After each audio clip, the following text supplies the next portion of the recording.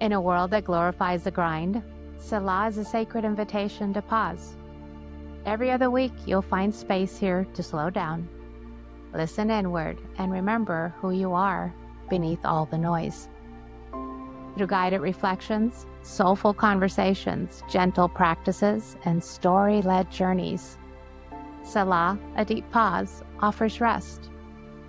Not an escape, not to repress, but as a way to come home. This podcast is for those standing at the edge of change. You know who you are. The seekers, the sensitives, the high-functioning feelers, those ready to honor the quiet and reclaim their own rhythm. So come as you are, and exhale, then exhale again, and stay for the stillness. And welcome back to Selah, a deep pause. So I have a summary for us because not only is this the last episode for 2025, it's also a wrap for season 1. So I wanted to just kind of summarize this year and kind of paint a picture for the story that we're going to be sharing with you guys here soon. 2025, the year of the snake. Boy, did it live up to its medicine. Yes, it did. It was a year of like shedding and molting and dissolving old skins and revealing truths beneath a lot of illusion. And I think sometimes some of us were surprised by some of the illusion. It invited us into so many cycles of death, release, rebirth that none of us were really prepared for. I saw a lot of people that this year, it felt like it just started and how is it almost over?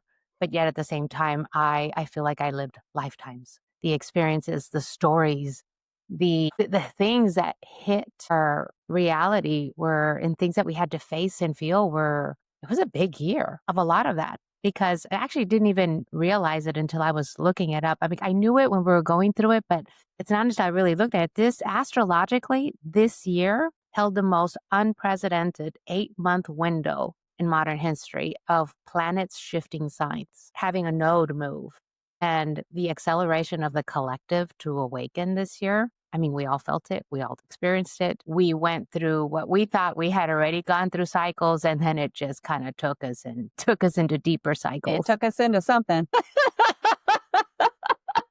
Speak for myself. So, exactly, right? So, I mean, to say that 2025, it's an understatement to say that change is here. And it really brought it forth in a lot of our lives, which makes me really grateful that we're in this work. And we've had a few years under our belt because, Jesus, I know personally, if I didn't have some of this under my belt, the last few years, this year it royally kicked my ass, and it would have been worse. Nothing about this year was passive. Nothing about this year was simple. It demanded clarity. It demanded honesty. And it demanded that we meet ourselves in a deeper place for more embodied ways to rise up. So when Krissi encouraged me, practically shoved me into starting this podcast. You love it. We're starting this, Laura. Let's go. It was really an opportunity to take the key containers that we are really blessed to experience with community and to be able to bring it out, create a bigger ripple, to expand the ecosystem where these containers hold so many, but most importantly, they also hold us. And honestly, what I really love about this podcast is I like sharing real stories, because in those stories, we find relatability and we find that energy of me too. It gives you the courage to lean into what we haven't found an opportunity to feel that safety, to be seen and to be held. And so that's why I love inviting people to share their stories. That's why I love sharing my story, because it's an invitation. It's an invitation to be seen. Mhm. It's an invitation to be held and to just go, I'm there too. In this big year, individually and collectively, we all really expanded. And so it really asks us to feel what we've been avoiding, to listen beneath the noise and return to ourselves in a way that was uncomfortable, tender, and deeply necessary. As we're wrapping up the season, we're actually bringing in a conversation on grief, the initiation that grief is, and the identity and reclamation that comes with it. So I am really excited to introduce a sweet soul that I met in May. Her name's Danielle. We met at a plant medicine facilitation training session, and it was in, what is it, Silver City, New Mexico? Mhm. And with some incredible mentors.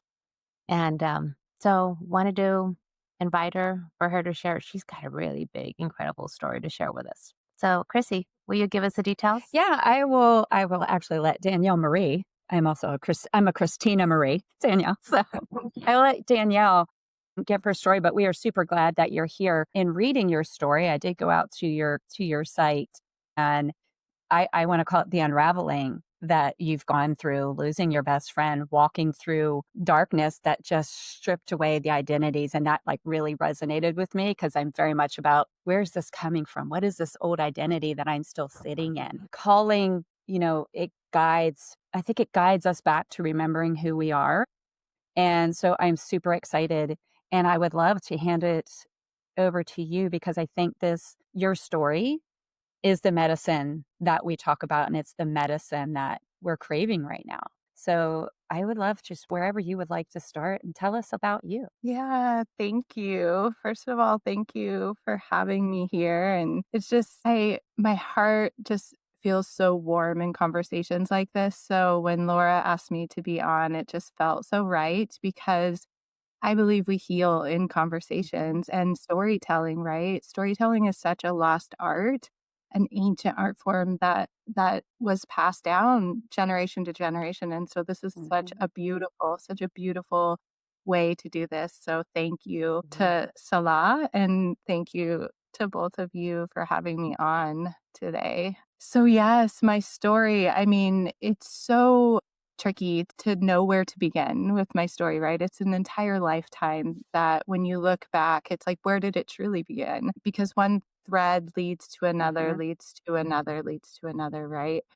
For me, my greatest awakening of my life, there was many prior, but I would say the greatest awakening was when my best friend, her name was Jessi, when she passed away.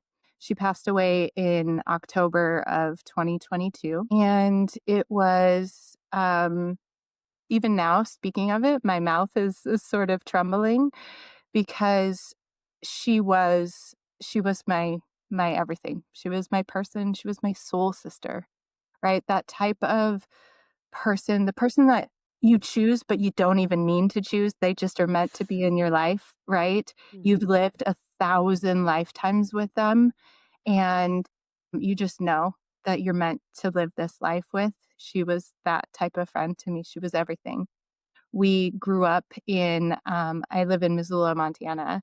We grew up in Missoula together, just danced this beautiful life together where we lived in Montana. We moved to Arizona. In Arizona, we lived together with a couple of different friends. And then we moved in just her and I together. She met a man and got married and had her baby there, her first baby, and I was there when she was born, right? Like it was this beautiful dance, this beautiful friendship that we held that then I moved to different places and we ended up back in Montana with each other and I mean, lived in the same neighborhood that we would walk to each other's house and, raise our babies together. It was just this friendship that you guys are shaking your head because you know you've lived it. You have Mhm. those people in our lives. And I hope that everybody who is listening gets the chance to have that relationship in their life, that other soul that's just connected. And again, I'm getting emotional because when I think about it, when I think about that loss and how when I speak about our friendship, it is so incredibly beautiful, but so equally devastating when you lose that type of person, a soulmate, Yeah. right? And she Mhm. was a soulmate to me. And when I lost her, that was my descent. That was that true dark night of the soul that just completely and totally stripped of everything of who I thought I was. And it was through her death that I I often say that took me down into the depths of hell, but it also was this catalyst that also equally at the same time, I knew I had to go down in order to come back up. And that's essentially where it began was losing her, losing my beautiful best friend. Yeah, that story is yeah, I could feel you in all of that. I could feel you in all of that. Mm. And that, like, I just kept thinking the words that kept coming, this beautiful love affair that you had with Jessi. Just this, like, I can see you guys revolving around each other and just being there for each other and doing all the things that, wow. And I do hope that other folks, other women are able to experience that. When you talk about the descent, that descent into hell, Mhm. that feels terrifying because a distance and how just that feels terrifying. What helped you surrender into that? That's a great question. That's a really great question. When the first thing that comes to mind is truly just like this trust of, first of all, just knowing. I've always had this deep inner knowing within myself, within my soul, that there is purpose for everything. There is purpose for everything. And that purpose, yet it can be devastating. There is purpose, and oftentimes when we experience a loss like that, we don't want to say that a death, that there is purpose behind it, right? Mm, Because we want to say that nobody deserves, especially a young 40-year-old mom of two little girls, mm, that they don't, that there shouldn't mm, be purpose in that, right? And to me, I truly believe that how is there not? How is there not, right? And to just trust and know that there is something bigger out there for us. There's something bigger than us. And we within our own souls, when we trust those inner knowings, those inner whispers within us, it allows us that faith to know that there is purpose. And I don't know if that fully answers your question, but the path that I was on prior, I knew I couldn't stay on that path. I knew I couldn't stay on that path. And there was a moment after her death, a couple months after, um, that I saw it's almost like I could see two paths. And the one path was the path that I was already on in this life, and it involved a lot of darkness, a lot of old patterning, a lot of coping mechanisms, a lot of toxic coping mechanisms, a lot of just there's no better word for me to describe but darkness. And then there was this other path, and I couldn't see the path. I could not see the path, and the I just knew. I knew I had to go on that path of the unknown. And so yeah, I don't know if that answered your question fully. So would you say when you were in that grief, Mhm. what did it initiate? And when you go back and reflect, like, what did it initiate? I mean, those, because you're seeing like all of a sudden, did you all of a sudden, your lens, did it change to where you were seeing your reality? Did it shatter that illusion?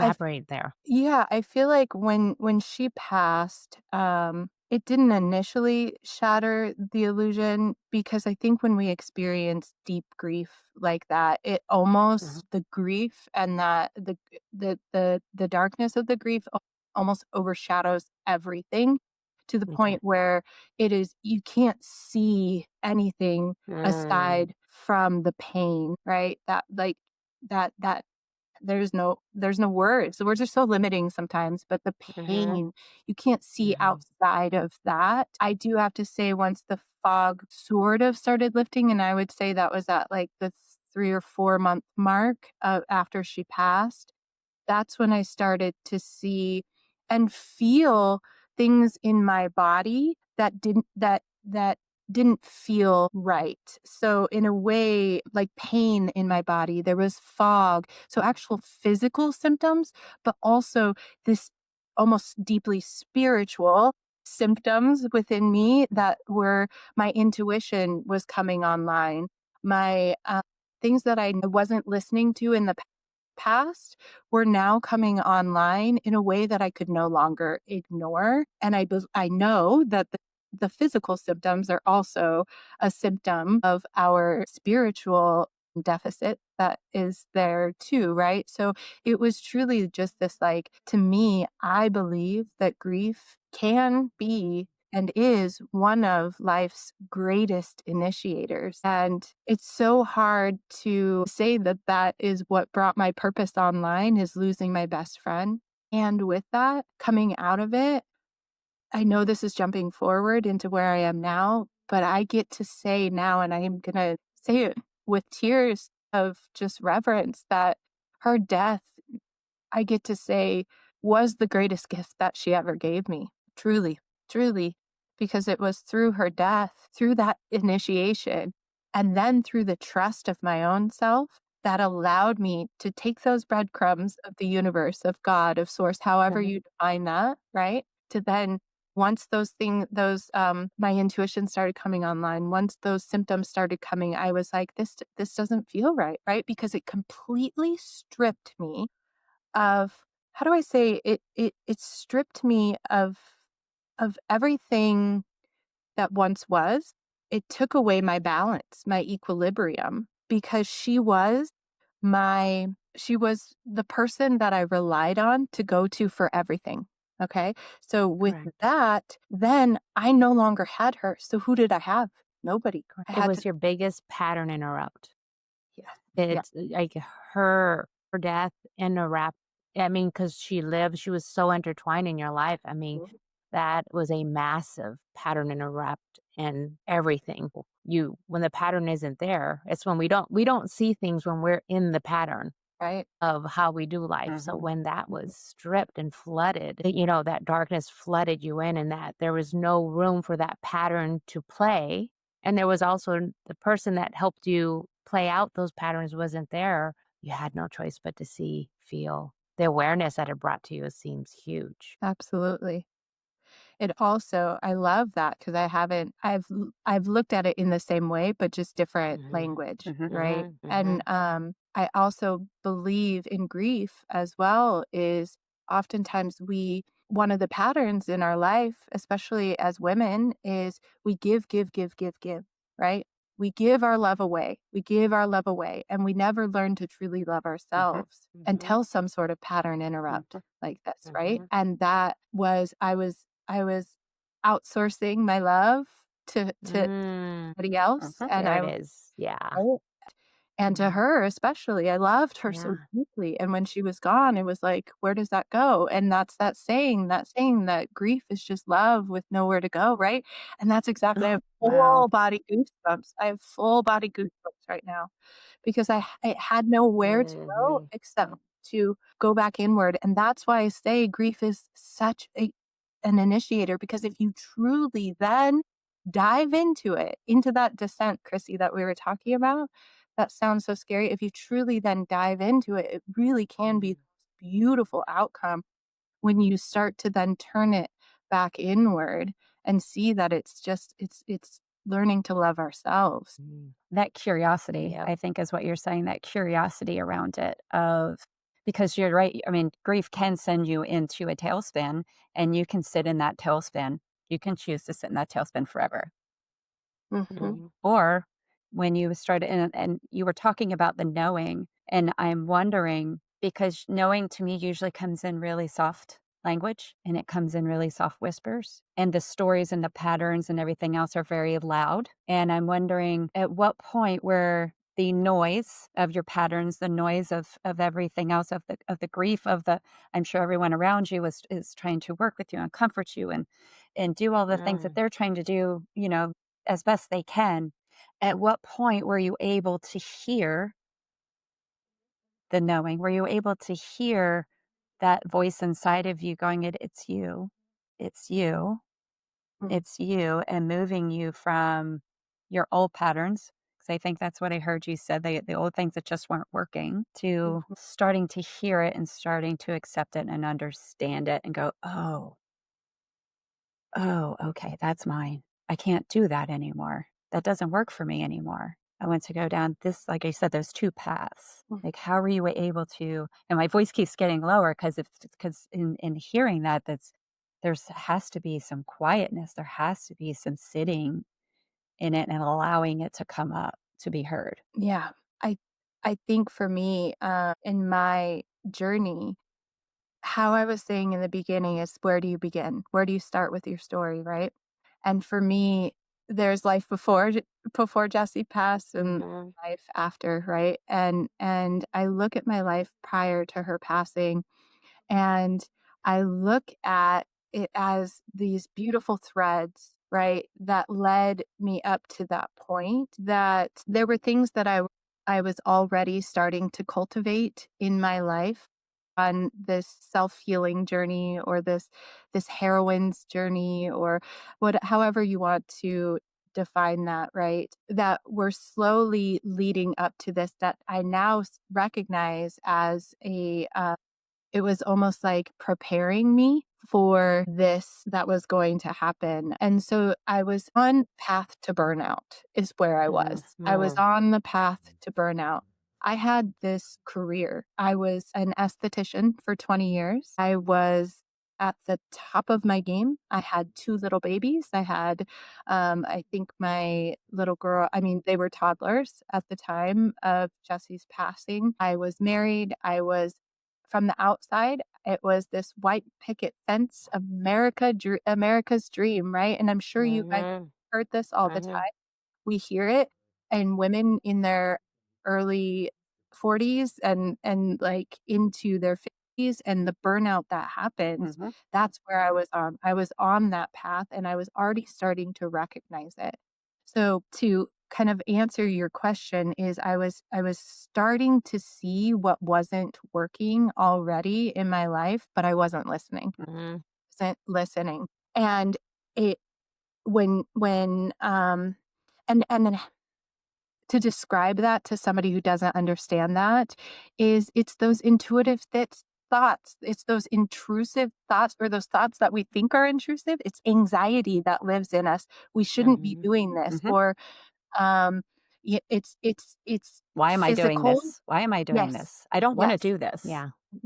I don't Mhm. want to go to work today. I wanna be home with my baby, right? Like, or whatever it is, like, I'm not saying somebody to, like, go No, Yeah. it's oh, true. but it is. It's Mhm. what are the things in your life that are creating that anxiety and that chaos and ultimately then creating physical symptoms in our life, right? So to kinda Right. answer your question, it was the I was on the path to burnout and I just wasn't listening, and when Jessie passed away, I had no choice but to listen because my body became it was starting to turn against me. I was at a point of Mm. borderline autoimmune. I had so many different symptoms within me that had I gone to Western Med, it would have been diagnosed as perimenopause. I in the Mhm. past had been I had been on Yep. antidepressants, and I know so the summer before she passed, I was actually on a form of antidepressant and anti-anxiety, and I knew that this is where I was like, "I have to get off of these." Mhm. I had kind of throughout my life experienced different traumatic experiences in my life, and so situationally, I had been on different antidepressants, pharmaceuticals and then gotten off a couple of different times. And this summer before she passed, I had no more of these. I know there's some deeper root cause and I need to get off of these in order to start feeling. And this is Mm. back to, I truly believe that that was a part of my path because had I been on those when she passed, I probably would have upped my dose. I would have Mm. numbed out more. Numbed your way out I of would it. have I would have completely numbed. I would have probably continued using alcohol as a form of escapism. But the summer before she passed, I got off of those on my own. And so after she passed, leading up about the 3, 4 month mark, after she passed, that's when it was like, oh, I'm feeling this all of it, all of it, not just her grief, because the grief of her loss, because oftentimes in a profound loss like that, the other griefs that we haven't dealt with, Mm. those unmet traumas, those unmet griefs, they start to come up, right? And those patterns start to come up. And I'm so grateful that to those whispers, and that I started to listen to those intrusive thoughts of, this doesn't feel good in my body anymore. And it was getting louder and louder and louder until those two paths came, and it was like, I got to make some shifts. Correct. Yeah. Yeah. So what are some of the first realizations, or I would say things that you were avoiding that you really had to look at, that were like, oh no, I've got to face this, or oh, that were scary. Sometimes that's yes, the whispers are coming up, but then it's the falling into acceptance, because we have the awareness, right? The awareness is coming up. What are some of the big awarenesses that came in where you just finally leaned into the acceptance of that reality and what you had to change? Yeah, I think for me, it was really this knowing that my life that I was living was no longer sustainable, in recognizing how much I had been through in my life, and not just Mm. in this loss, and how much I also had been numbing and running Mm. and running, and I didn't even realize I was. I had Mhm. no idea. I had no idea. And this is what came, was this awareness Mhm. of my life in those moments was so busy.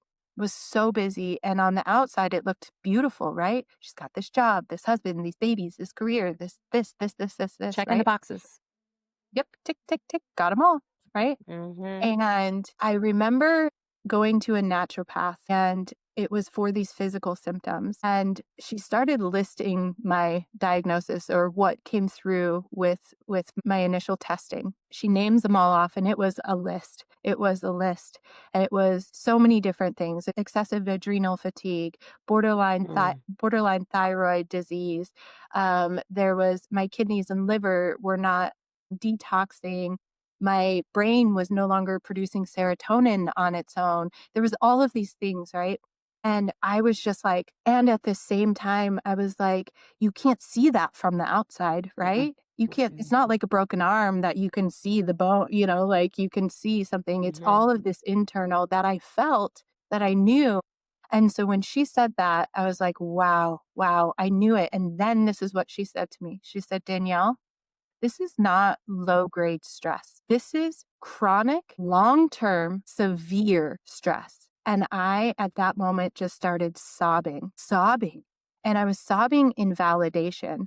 And also, Yeah. I think of, like, just for the first time in my life, Mhm. feeling seen in my traumas, in the things that I had been through, and also me seeing myself of, wow, like, I'm getting full body chills up the back of my head right, Mhm.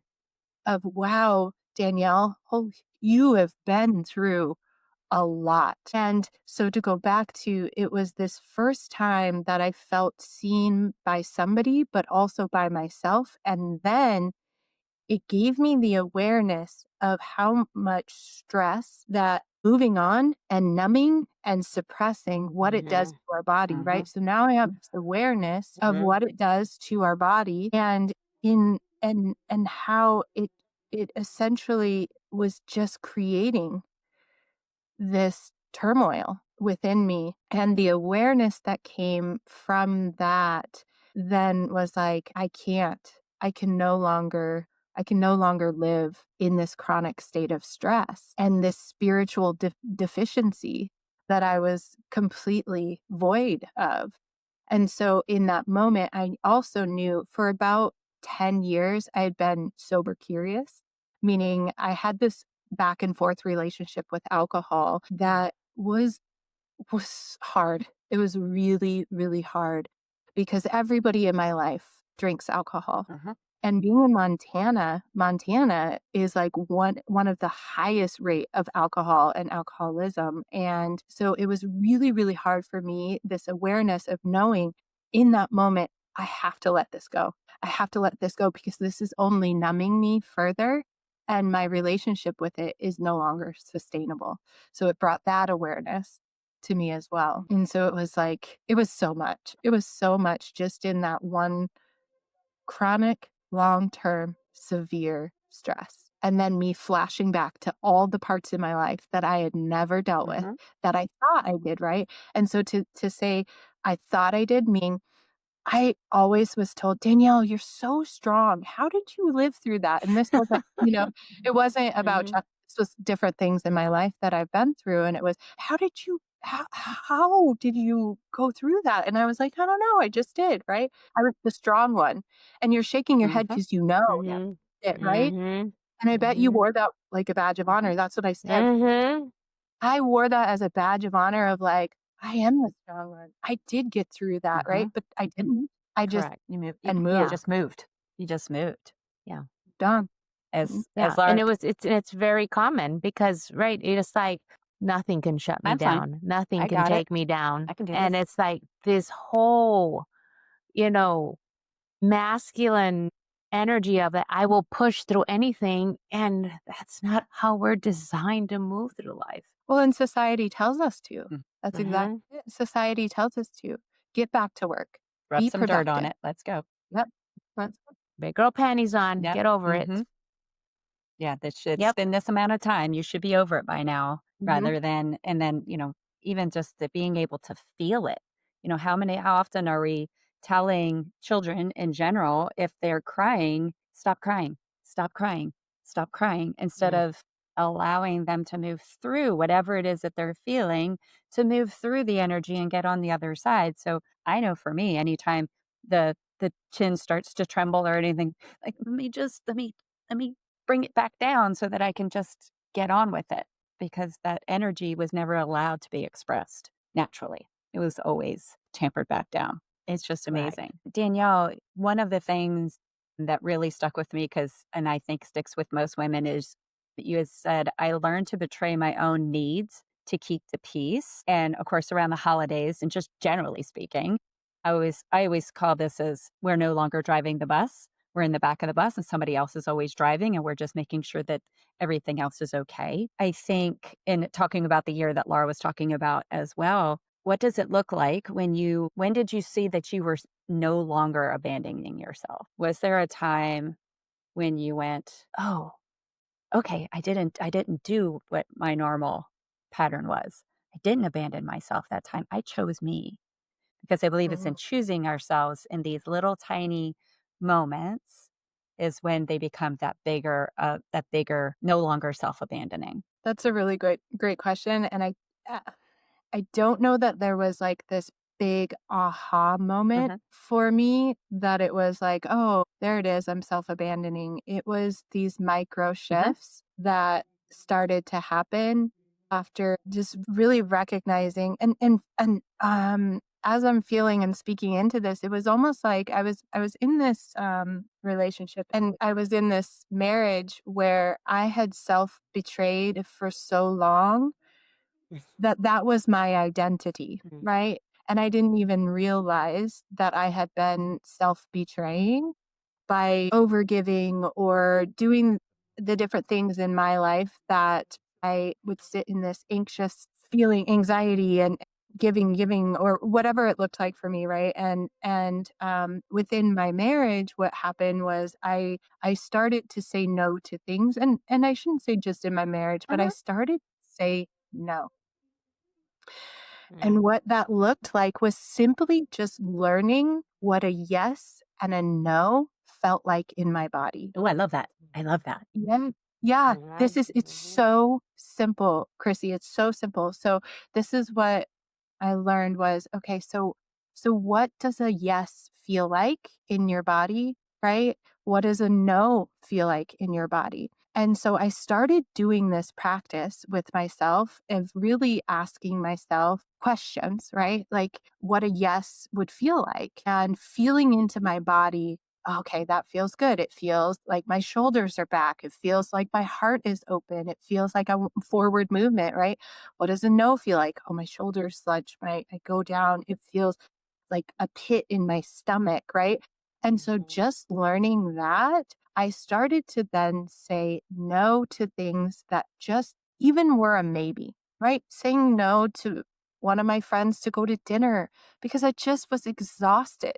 right? Not even the big things. Mhm. It's just saying no to the little things Mhm. and delegating the things. So what I started to do was like, okay, what can I say no to that is not going to like I can't say no to feeding my children, not feeding my Yeah. I've gotta feed myself first. I've gotta feed the children. There's I've some got to Mhm. basics. yes, the basics. But Mhm. aside from that, like what can I start to say no to so that I can make room in my life to start saying yes to me more? And so Mhm. that's where I started was like and I teach this to my kids now. Mhm. I do this with my Oh, I love kids that. so that I love it. they know now. And this is what I do. Like we'll be driving because sometimes, oftentimes, like it's fun. I find with kids that like face to face, sometimes they can't. It's too much attention. So while we're driving, we play games with it, right? And so I teach them now, and I go, okay, well, and they're like, well, what do you mean? What is a yes? And I say, okay, well, if mommy said we get to go get ice cream right now, what would they feel? What would that feel like? And they jump up and down. Then they get to describe what that feels like, right? And then I'll say, okay, and what if I said we're gonna get booger ice cream? No, like it's So it's like good. it's right, it's fun because now it's like I want my kids to know discernment and to know what it feels Mhm. like to trust themselves at this young age of 8 and Mhm. 6 so that then now they can move forward and not have to wait until they're 40 years Mm. old to recognize that they've been Yes. self-betraying their entire Yes. life. And then now Mhm. just now at now I'm 43, but at 40 is when I was really looking, even 39, looking into this like, oh, I don't even know what a yes feels Mhm. like, you Mhm. know? So to answer your question, there wasn't like this big, oh my gosh, I've been self-betraying. It was like, wow, I don't even know Mhm. what I feel like. I don't know what a yes feels like Mhm. in my body. I don't know what a no feels like. So it was like then I got to start doing these micro shifts. And through this journey, it's like, oh, then having, like, these big aha moments then later of, like, okay, my whole life Mhm. I was sitting in this anxious attachment style within my relationships where then I overgave and abandoned myself, right? Now I'm like, "Oh, okay, working on that." So, I hope that answered Oh, your it question. Mhm. 100% Mhm. answered it, and quite frankly, I think everybody can use the ice cream, booger ice cream. I feel like everyone there's your gift, everyone. If it's ask Yes. yourself that question alone, and so you can Yes. discern the difference because I agree with you. I've Mhm. been through a similar thing where it was like, "What do you want?" I don't "Do you like that?" "I don't know." "Do I like that or does Mhm. someone else like that?" And because they like that, I like it. Because I Yes. know I spent Correct. so much of my lifetime just going, okay, I want to do this. Do you think this is okay? This Mhm. is what I think. Do you think it's okay? And getting outside approval because I couldn't figure it out anymore because I didn't know what was mine. But I do know if I like ice cream versus booger ice cream, I can totally, my face will tell you every Yeah. time. Yeah. Mhm. Well, you broke it down into simple Mm-hmm, discernment of and that makes creates this space because we all have our own language, right? But for me, it was like I didn't even know when I started this is I didn't even know what does Laura need? Because my joy used to come Mhm. from fulfilling other people's mm-hmm, needs, meeting their needs. And so when it came to meeting my needs, it was like, wait, like I didn't even know where to start. Actually, just realizing that I didn't even know what I wanted, what would serve me. Not the feeling I get when I serve someone else because I was confused with that. Because Mhm. it's a good feeling, but it wasn't sustainable. Yeah. And then and then there's these parts of us that are never rising up because we're so busy taking care of everyone else's needs and not even realizing what we need, what we desire, what fills our cup. And when we start doing that, I mean, we get to witness it with those of us that are in the journey, and we get to witness it because we get to experience each other's ripples because now we're rippling out like this new way of being, which we didn't realize we really couldn't do before. and it's also being in a way that, and being around other people who understand that because if we are conditioned that if we do start putting ourselves first, then we're selfish. Then we run up I into the Mhm. next, we run right into the next thing. It's like, oh, I'm going to put myself, well, then that's pretty selfish. wait a minute, I'm told I can't be selfish. And so being in a Mhm. container that allows you to show up as you and put yourself first, and they go, yeah, I totally understand it that you can't come out to dinner because you're exhausted. I love that you chose that for yourself and we'll do it another time. That is super. That Mhm. is another little piece of that puzzle that I believe we have to find in that journey as well, because yeah, that selfish thing will just come up and be like, oh, well, you're not putting your kids first, you're not putting your husband first. Because that's Mhm. what, depending on your container, depending on your friendships, then you start feeling judged and like, oh, I guess I'm doing it wrong. And that's another piece of the puzzle that we don't know until it hits us in the face and go, oh, wait a minute. And then go, okay. And still anchoring in that, no, this is what I want right Mhm. now. And then to your point, those little micro things, and I'm still going to choose me right now. And this is really uncomfortable because it's the discomfort because they're uncomfortable. Now you're uncomfortable. And how do I sit in that discomfort and still go, no, this is what I want. This is, Mhm. I'm going to stay with this because this feels right. This is my ice cream, not my booger ice cream. Mhm. Yes. That's beautiful, Chrissy. And that's what I was going to say next is, and the hard part of the saying yeses and nos is now you become selfish in the eyes of the people that you have created this Mhm, identity for, right? So it all comes back to ourselves when we really do the deep work, right? Like we've created this identity of this yes person and this patterns that we have given to say like a partner, a husband, right? I know Mhm. in my me, I was that. mhm, I did give. I did. And once I started saying no, I had to then be okay mhm, with being the villain in the eyes of those who were not doing the work. Right. And what I tell my clients now too is no can be a complete sentence. mhm. You don't have to explain, I'm too tired. Just no, Mhm. not today, you know? And it's hard. It's very Mhm. hard. We've got to then that's another transition. So I love that you even brought that up is that's the next hard part. First it's the awareness, then it's Mhm. doing the work of being told we're selfish. Being told what kind of mom are you for not doing this Mhm. or not putting your kids in a Mhm. sport, right? Well, it doesn't serve us. Whatever that looks like, right? So I love that you brought that Right. up. Yeah, the sitting in the Yeah. discomfort is what I like to say, because to Yeah. me, and that's been my experience, that sitting in the discomfort and going, I don't really like this. I really don't like this. And getting on the other side of that and going, okay, I made it through that. Because I do believe we spend so much time wrapping ourselves in bubble wrap to make sure that everyone else is comfortable. And then it's like, okay, I'm going to make, to your point, I've taught these people how to react around me. I've given them the script. I've given them this version. And Mhm. now here comes another version. And they're like, wait a minute, this isn't the deal we made.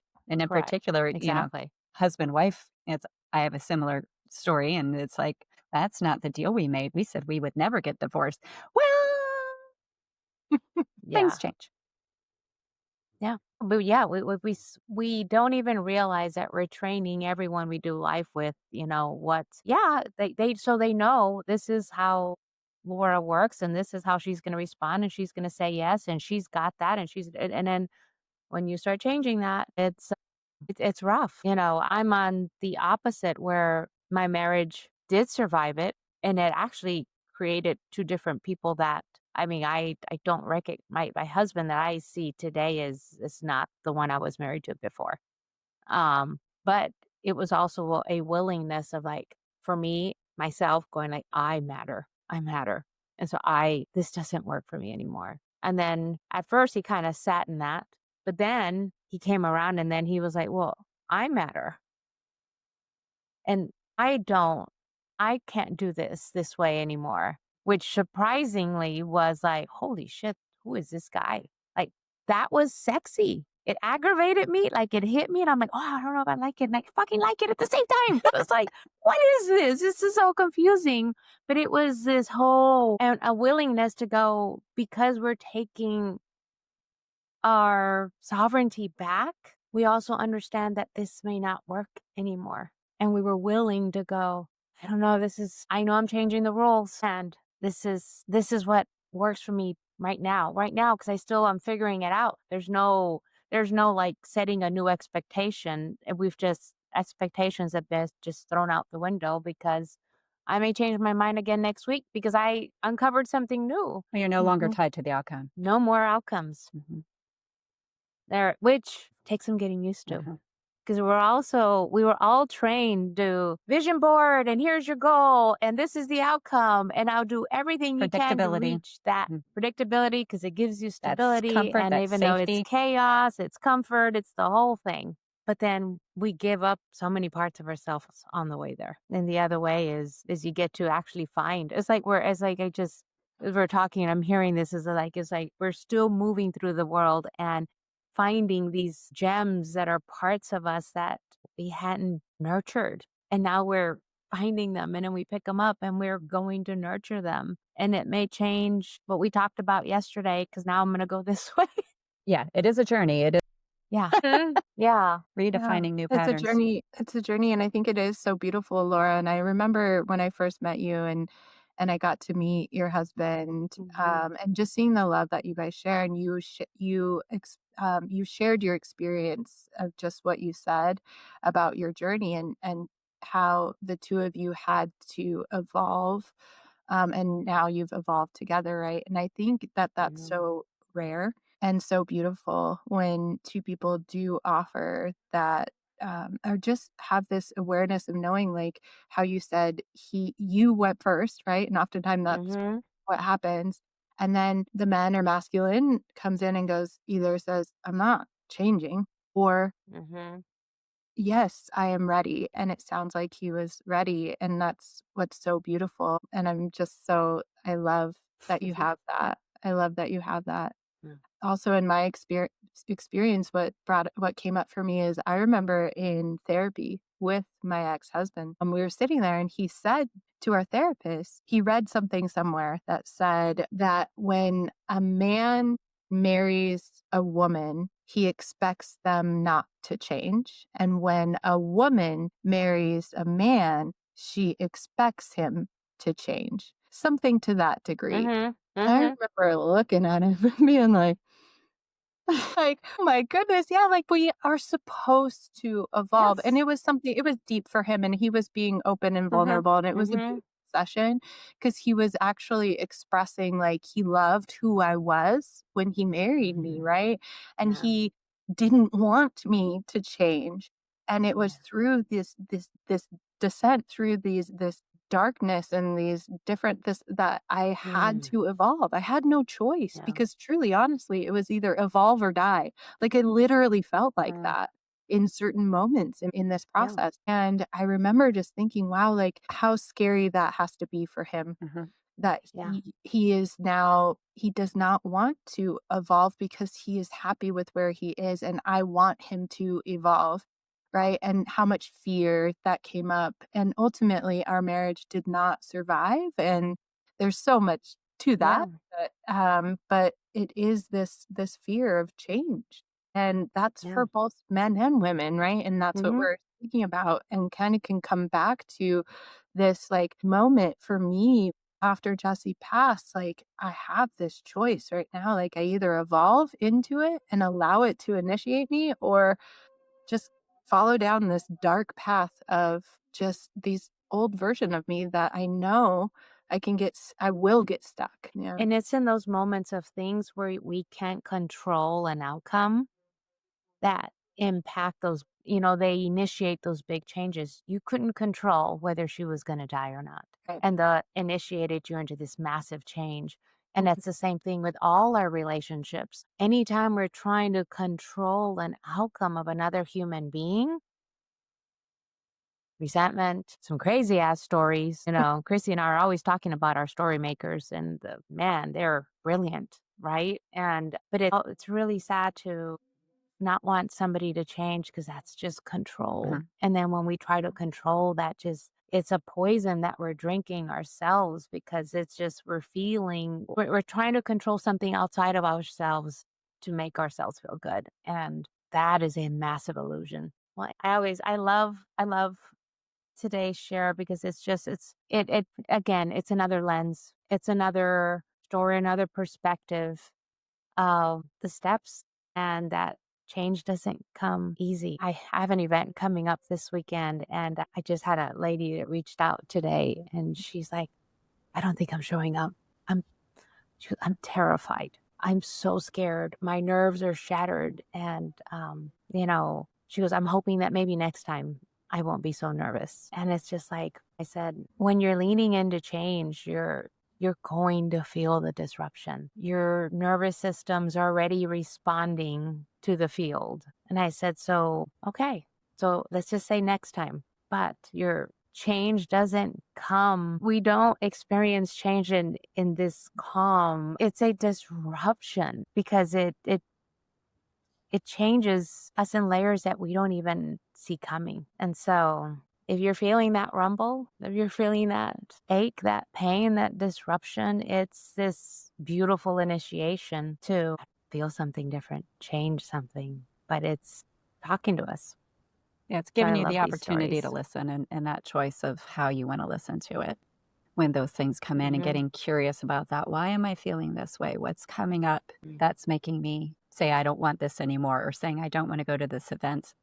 What Mhm. and sitting, I always say just sitting quietly with that and going, what am I missing? Because Daniel, I think you've said it like when those Mhm. answers start to come up and they come up very softly and they're very quiet and they're like, I'm Mhm. afraid. I'm afraid of what? Mhm. I'm afraid to be seen. I'm afraid to find out what's in there Mhm. and just keep going, okay, okay.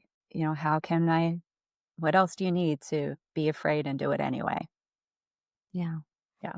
Yeah, and we need to listen to it because it's chronic. I mean, all of us are healing from our our chronic pain background. I mean, all kinds of stuff. And when we listen, man, that's what I love about listening is that we get to experience the magic that starts to unfold. How our body starts to wake up and let go of pain and let go of migraines and let go of all this stuff that, a doctor could never point out. It's ours to find where the discomfort starts. Mhm. Yeah. I do have to say, yeah, with all of that, and a couple of things. One is where you have to leap first before you know your destination. I have so many Mhm. people ask, like, "How did you do that?" Because within the last 2 years, I've left 20-year career, a 14-year marriage or relationship, a home, I've lost a car, family members, friends, like a deep shedding of an entire identity. And it's like, how did you get to where you are now? Well, I had to just take the first little leap, the first little leap. Listen to those soft whispers. This doesn't feel right. Take that next step. Follow those Mhm. breadcrumbs. And then, like you said, I get goosebumps because that's magic. That is the magic. Then it Mhm. starts unfolding when you start to listen. And, different people will define it differently, right? Like somebody Mhm. might like who's very much in the earthly realms of, oh, that's coincidence. To me, it's magic. To me, Mhm. it's not, there are no coincidences. It's trusting myself and trusting that divinity within me, right? But it's through those, we have to do those sheddings and take those leaps of faith first. We have to take the step first before ever knowing. And so, like, just feeling into Mhm. the person who called you, one of our greatest Mhm. one of my Mhm. favorite mentors, Cash, that's what she says, Mhm. tremble of change. It's the tremble of Mhm. change, and it is our nervous system of like, Yeah. "Oh, I'm not ready for this." Mm-mm. And then Chrissy, into you, like, the Mhm. curiosity. You have the curiosity to go there, you're feeling the tremble, and then to me, what I say to all of my clients is the only difference between you and me and somebody who's not doing the work is bravery, is the courage Yeah. to then take that step, to feel into Mhm. that tremble, and to make those steps forward. So it takes Mhm. so much courage to do that. And just kind of back to what Chrissy, you said in the beginning, like that sounds terrifying. Mhm. A descent? It does. And it takes courage to walk this walk, but it is so worth it. Worth Yeah. it. It is Yeah. so So worth worth it it. Mhm. when Yeah. those little magic pieces start to unfold, either Mhm. unfold or line into place, however you wanna visualize it, it just gets so juicy and rich and light. just gets so beautiful, even in those dark moments. 100% Yeah. agree with that. I 100% Yeah. agree. Thank you. We needed to include Yeah. that piece because you're right. Because you went through all that and recently, like you just got your keys to your own place, like this whole new life that you created, right? And so, Mhm. Just this last week, it makes me emotional. mhm, It's like, this is like the culmination point for me of this, yeah. like, these keys are such a metaphor of, like, this brand new life that I've literally, like, crawled my way out of, but simultaneously, like, unfolded and unfurled and bloomed and, just this, like, all of it, so, Yeah. And you needed to leap without knowing what it was going to look like. yeah, yeah, Thank you. That part was needed to be said yeah. Thank because when you take that, you have no idea what it's going to look you. like. No, No. no, you have no idea the outcome. Well, Danielle, I just want to say thank you so Mhm. much for sharing your journey with us so openly and Yeah. just very, all the raw and the way you walk through your loss, your transformation, and your rebirth offers a lot of light for our listeners. Thank you so much. And I know there's Mm. other women out there navigating their own descent and almost like at that precipice, looking into the black pit and going, no, yes, no, Mhm. and we're so grateful for you sharing with us Mhm. today. Thank you. Yeah. Thank you. Laura, would you like to take us out with a closing prayer for 2025? I can't believe it. Yes. Uh, Daniel, thank you for sharing your story. And it was awesome to be able to spend more time with you again Yeah, until we spend more time again soon. thank you. Thank you both so much. Yes, would love to You're have you on welcome. again, so I hope you will. Because I think there's so much more that we didn't even get close to covering. Yeah, Didn't even yeah. get close because Yeah. I've been on your website. I'm like, no, there's more. hmm Oh, yes. Okay.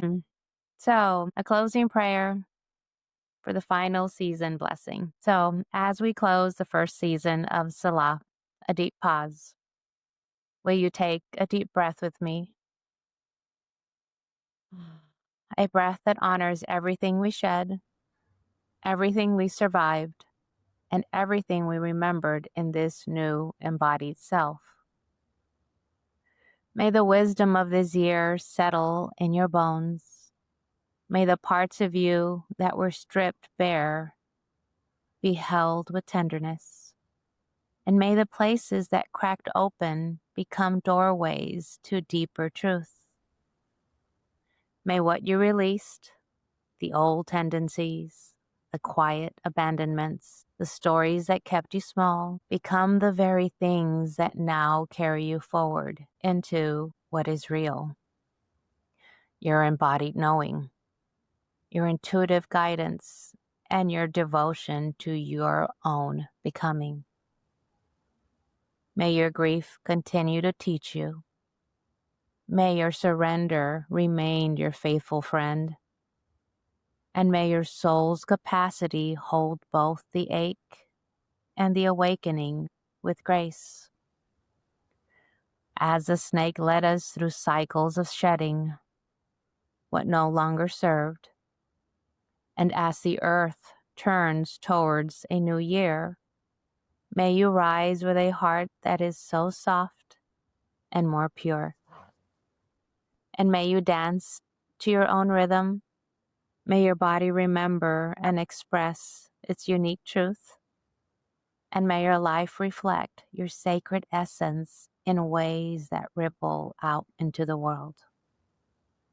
Blessings to your journey, blessings to your becoming, and blessings on a year ahead. And until next time in season 2. Uh-huh. Uh-huh.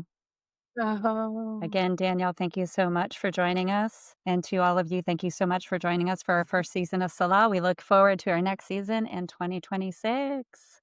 Thanks, everyone, for joining. Bye, y'all. Thank you for pausing with me. May what you heard settle gently in your body and stir something true within you. If this episode spoke to your soul, please subscribe and share with someone else who might need this pause as well. Until next time, come as you are, take a deep breath, and stay for the stillness.